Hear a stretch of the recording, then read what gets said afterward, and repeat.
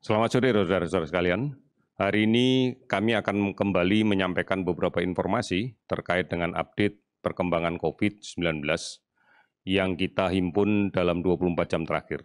Namun sebelum saya menyampaikan data, saya akan menampilkan dulu beberapa hal terkait dengan pedoman penggunaan masker. Hari ini sangat penting untuk kita, karena inilah cara yang harus kita lakukan dengan benar agar fungsi masker untuk melindungi terhadap penularan ini bisa optimal kita laksanakan. Mari kita saksikan bersama videonya.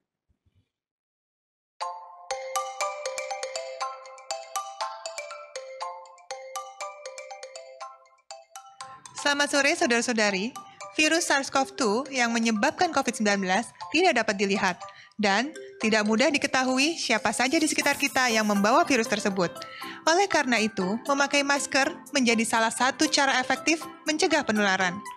Efektivitas memakai masker dengan baik dan benar dapat menekan peluang penularan lebih dari 50%. Berdasarkan penelitian inilah, kita semua diwajibkan memakai masker selama masa pandemi COVID-19. Ada beberapa jenis masker, yaitu masker medis. Ini adalah masker bedah atau masker N95, masker yang ditujukan untuk keperluan medis. Misalnya, untuk tenaga kesehatan, orang sakit, dan orang yang merawat orang sakit yang menggunakan masker medis ini.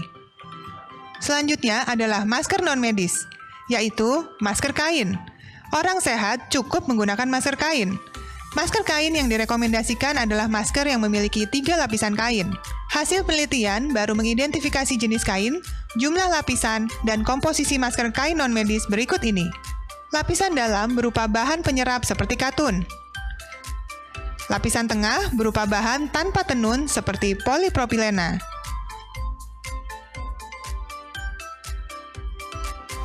Lapisan luar berupa bahan yang tidak mudah menyerap air seperti polyester atau campuran polyester.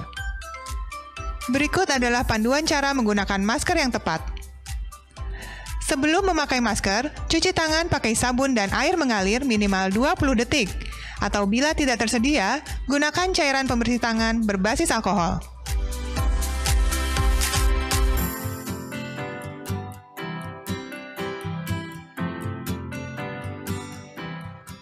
Pasang masker untuk menutupi mulut dan hidung dan pastikan tidak ada sela antara wajah dan masker.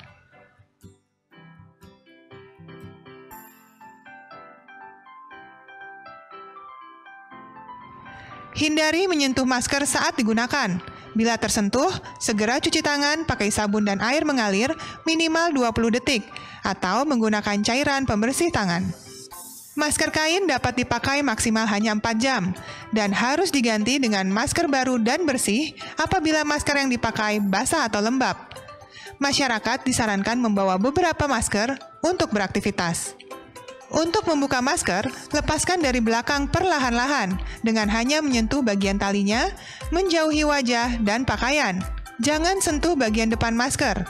Untuk masker 1 kali pakai, segera buang di tempat sampah tertutup atau kantong plastik. Untuk masker kain, masukkan ke dalam kantong kertas atau kantong kain atau menggunakan kantong plastik. Pisahkan dari barang bawaan yang lain. Sesampai di rumah, segera cuci dengan deterjen. Pemakaian masker hanya efektif apabila kita menerapkan protokol kesehatan lainnya dengan disiplin. Tetap jaga jarak aman antara 1 dan 2 meter. Cuci tangan dengan sabun dan air mengalir selama setidaknya 20 detik. Lakukan protokol kesehatan dengan baik dan benar, maka kita segera bisa putus rantai penularan COVID-19. Mari berupaya agar pandemi dapat segera kita lalui. Kita pasti bisa. Salam sehat dari saya. Ya, demikian tadi saudara-saudara, hendaklah kita bisa menjadikan pedoman di dalam menggunakan masker yang baik dan benar. Karena kalau kita tidak melakukan dengan cara yang benar, maka efektivitas penggunaan masker tidak akan bisa optimal kita dapatkan. Hari ini kami melakukan pemeriksaan spesimen sebanyak 21.054 spesimen. Sehingga total yang telah kami periksa sampai dengan saat ini adalah 915.482 spesimen. Dari pemeriksaan ini kita dapatkan hasil positif sebanyak 1.607 orang, sehingga total kasus positif akumulatif sampai dengan saat ini adalah 63.749 orang. Kalau kita rinci lebih lanjut tentang kasus positif ini, karena ini adalah gambaran rata-rata seluruh Indonesia, tetapi tidak berarti bahwa seluruh provinsi memiliki hal yang sama. Kita lihat beberapa provinsi yang hari ini melaporkan penambahan kasus cukup tinggi. Yang pertama adalah Jawa Timur, menambahkan kasus positif baru terkonfirmasi sebanyak 552 kasus baru. Dan juga melaporkan ada 154 yang sembuh. Kemudian DKI Jakarta melaporkan kasus positif yang baru adalah 257 kasus, dengan kasus sembuh sebanyak 286 orang. Jawa Tengah melaporkan 208 orang kasus baru dan melaporkan sembuh 50 orang. Kemudian Sulawesi Selatan melaporkan kasus baru 136 orang dan kasus sembuh 95 orang. Jawa Barat melaporkan 106 kasus baru dengan 17 orang sembuh. Kalau kita lihat secara keseluruhan, maka kita bisa mendapatkan ada 18 provinsi yang hari ini melaporkan penambahan kasusnya di bawah 10. Dan ada 7 provinsi yang hari ini tidak ada penambahan kasus sama sekali.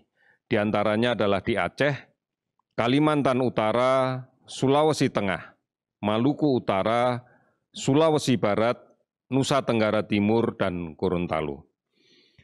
Penambahan kasus sebanyak 1.607 tidak dimaknai bahwa keseluruhan kasus ini masuk ke rumah sakit. Karena sebagian besar justru kita dapatkan dari hasil kontak tracing terhadap kasus yang kita rawat di rumah sakit, kemudian dilakukan kontak tracing pada orang yang kita duga dan kita curigai tertular karena kontak erat dengan kasus positif yang kita rawat, dan kemudian kita lakukan pemeriksaan secara masif dengan menggunakan pemeriksaan antigen, baik dengan metode real-time PCR maupun menggunakan metode tes cepat molekuler atau TCM. Dari data inilah kita mendapatkan kasus-kasus positif. Sebagian dari kasus positif ini justru tidak menunjukkan gejala yang diindikasikan untuk dirawat di rumah sakit. Oleh karena itu, maka langkah yang paling tepat menangani kasus ini adalah melaksanakan isolasi secara mandiri dengan ketat. Ini menjadi penting karena kalau ini tidak dilaksanakan dengan baik, maka akan menjadi sumber penularan baru di tengah-tengah masyarakat kita. Kita harus menemukan kasus konfirmasi positif dan kemudian melakukan isolasi. Baik isolasi itu dilaksanakan secara mandiri karena memang tidak ada indikasi untuk dirawat di rumah sakit, ataupun isolasi rumah sakit manakala memang ada indikasi untuk dirawat. Dengan cara seperti ini kita akan bisa memutuskan dan mengamankan yang bersangkutan agar tidak menjadi sumber penularan bagi masyarakat yang ada di sekitarnya. Saudara-saudara, kalau kita lihat data hari ini kasus sembuh dilaporkan sebanyak 886 sembuh, sehingga totalnya menjadi 29.105 sembuh. Angka sembuh secara total memang kita berada pada 45,42%. Rata-rata nasional kita. Jika kita melihat rata-rata global memang masih berada di bawah, karena rata-rata global hari ini dilaporkan ada 56,71%. Tetapi jika kita melihat secara keseluruhan, maka ada 11 provinsi sebenarnya yang sudah memiliki angka kesembuhan di atas 75%. Artinya memang sudah banyak yang menjadi sembuh. Sedangkan kasus meninggal yang kita catat hari ini ada 82, sehingga totalnya menjadi 3.171 orang. Kalau kita lihat angka kematian secara nasional, angka kita berada pada angka 5%. Ini pun juga relatif lebih tinggi dibandingkan dengan angka rata-rata dunia yang saat ini mencapai 4,72%. Kasus yang kemudian positif dan membutuhkan perawatan, kita masih memiliki kapasitas tempat tidur ruang isolasi yang cukup banyak. Karena bed okupasi rasio atau tingkat hunian rumah sakit, tempat tidur, tingkat hunian tempat tidur isolasi secara nasional baru terisi 53,39%. Artinya kurang lebih masih ada separuh yang belum terisi. Kalau kemudian kita lihat di Jawa Timur misalnya, maka tempat tidur isolasi yang disiapkan adalah sebanyak 5.837 tempat tidur. Namun saat ini hanya terpakai 4.214 tempat tidur. Artinya pada posisi seperti ini secara keseluruhan, maka posisi tempat tidur yang disiapkan masih cukup. Lebih dari cukup menurut kami. Oleh karena itu saudara-saudara sekalian, kita tidak ada ruang untuk merasa pesimis di dalam penanganan ini, namun mutlak masih diperlukan upaya keras dari semua pihak, semua masyarakat untuk memutus rantai penularan ini. Kami akan melakukan bersama gugus tugas daerah tentunya akan melakukan upaya tracing, penelusuran kontak dari kasus positif yang kita temukan. Kita pastikan bahwa kemungkinan orang yang tertular dan menjadi sumber penularan di tengah masyarakat bisa kita temukan melalui pemeriksaan yang masif. Dan setelah itu, maka kita akan memberikan rawatan yang terbaik. Apakah kemudian melaksanakan isolasi mandiri secara lebih bagus, lebih tepat, atau kemudian dilaksanakan rawatan di rumah sakit dengan lebih baik. Saudara-saudara, inilah yang menjadi kunci, karena kita tahu bahwa hari ini 453 kabupaten kota di 34 provinsi telah terdampak. Dan masih banyak yang harus kita lakukan untuk kemudian memantau dengan ketat. 39.928 orang ODP yang kita tengarai memiliki riwayat kontak dekat dengan kasus positif. Dan kita juga harus mengejar untuk memastikan kembali apakah pasien yang kita rawat dengan gejala COVID juga menjadi kasus yang positif, konfirmasi atau tidak. Kita kenal dengan PDP sebanyak 13.767 orang. Oleh karena itu, saudara-saudara sekalian, upaya menegakkan diagnosa tetap berbasis pada pemeriksaan antigen, yaitu pemeriksaan menggunakan PCR real time atau TCM. Rapid test hanya digunakan untuk screening, karena rapid test yang ada di masyarakat sekarang adalah pemeriksaan rapid test yang berbasis pada antibodi.